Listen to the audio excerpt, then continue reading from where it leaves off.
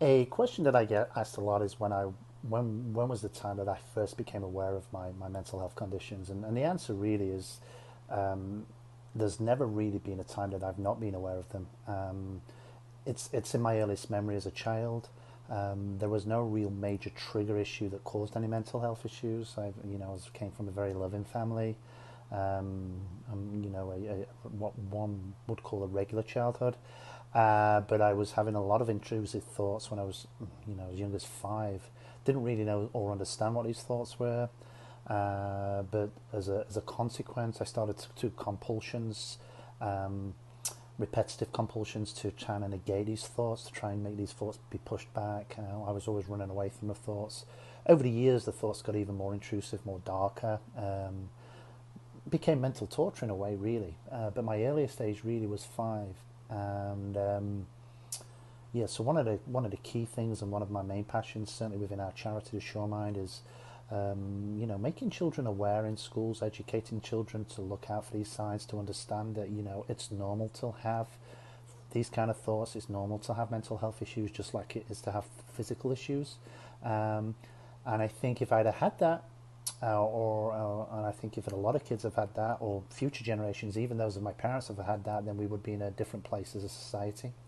But we're hoping to change things through my charity and the other great charities that are out there, to provide mental health support, compulsory education in schools.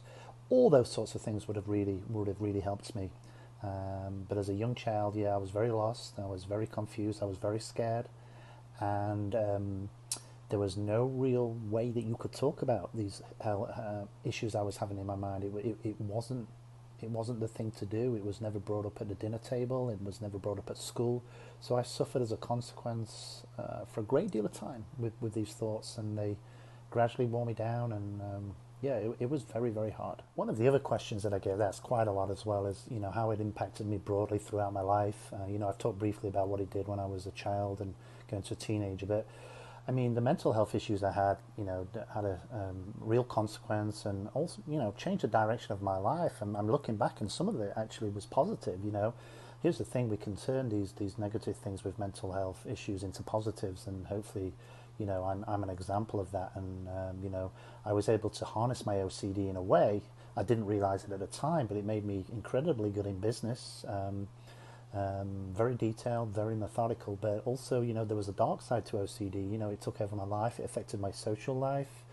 There were days I couldn't get out of bed. I was suffering from very dark thoughts, that I would harm people. And of course, when you have OCD, you don't do these things. You actually find the thoughts so repugnant that people with OCD never carry out any of these actions. We're far from it. We're the totally opposite, but we find these thoughts so repugnant that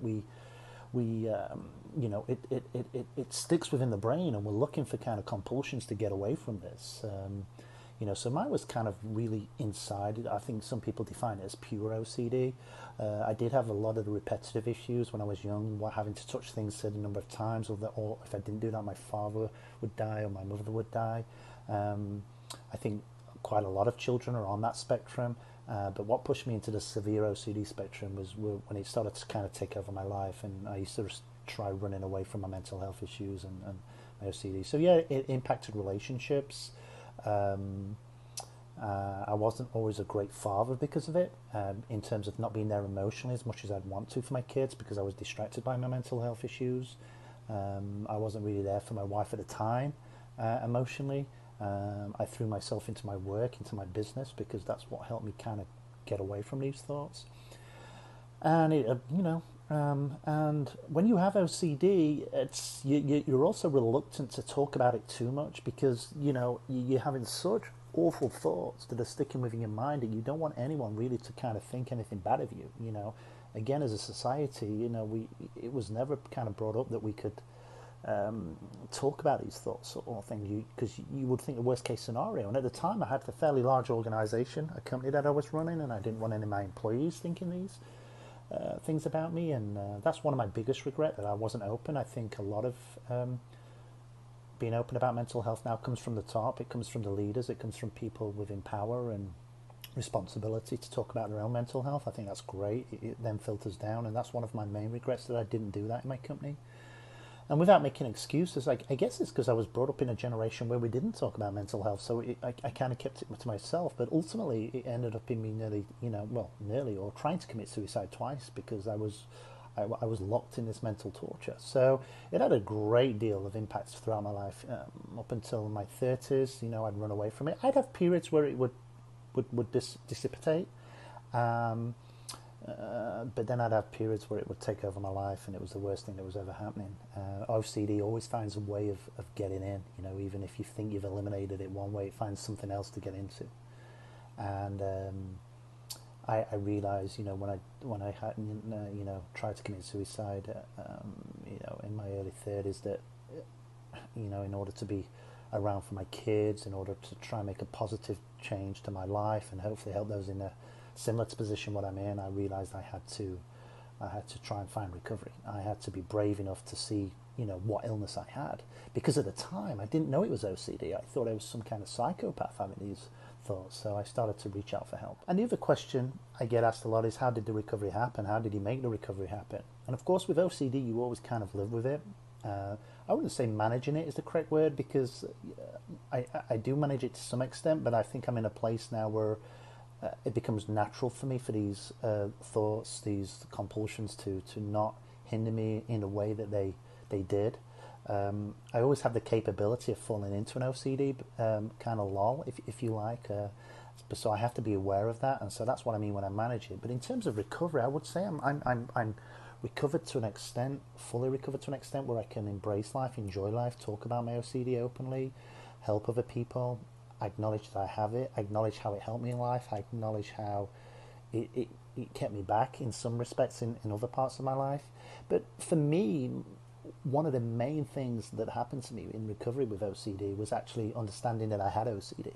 And a lot of people who have OCD actually don't know they have it, especially with a pure O in the early days. They so far kind of want to remove themselves from what's happening inside their mind, that they don't want to kind of look things on the internet. They don't want to do that because they're worried that it's going to put some kind of other crazy OCD thought into their head, some other kind of compulsion.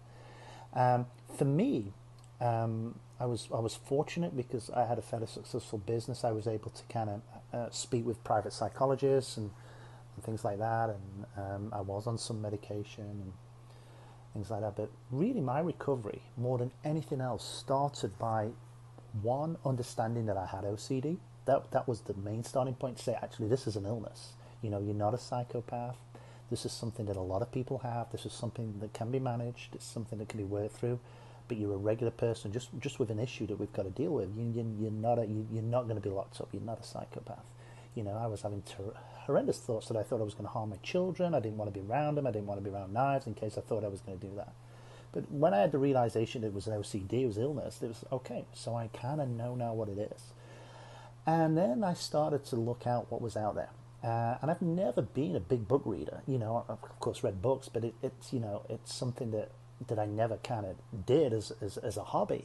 But the more I went onto the internet, the more I kind of came across books, that self-published books that talked about this, that weren't necessarily great in terms of quality, because they were self-published by people who wanted to tell their story. But in terms of the quality, how they helped me, this was the big thing. Because once you understand and you identify with somebody who's got the same problem as you, and they're putting pen to paper on what they went through, their lived experience, for me, that was the key to my recovery. I was able to identify with what they went through. A light switch went off in my head. I was able to read what worked for them, what didn't work for them. And gradually, after reading about 3 or 4 of these different kind of books on OCD and what people had, it all started to come together.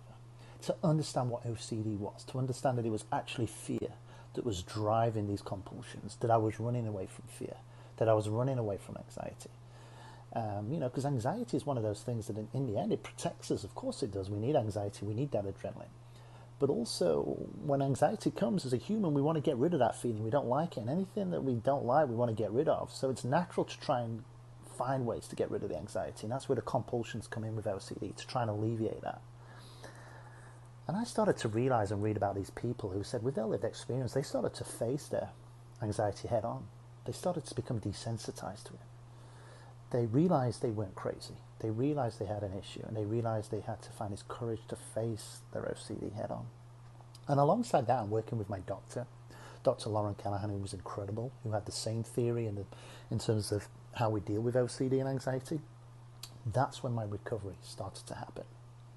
Instead of putting my OCD on a pedestal and running away from it, I went straight to it. I faced it head on. Even days where I didn't have any kind of intrusive thoughts, I would spend time just to try and bring those intrusive thoughts on, to say, look, you can come on any time. In fact, I'm going to bring those thoughts on and see what you're going to do. And that's when I found the wonderful thing that I was able to take the power away from the OCD.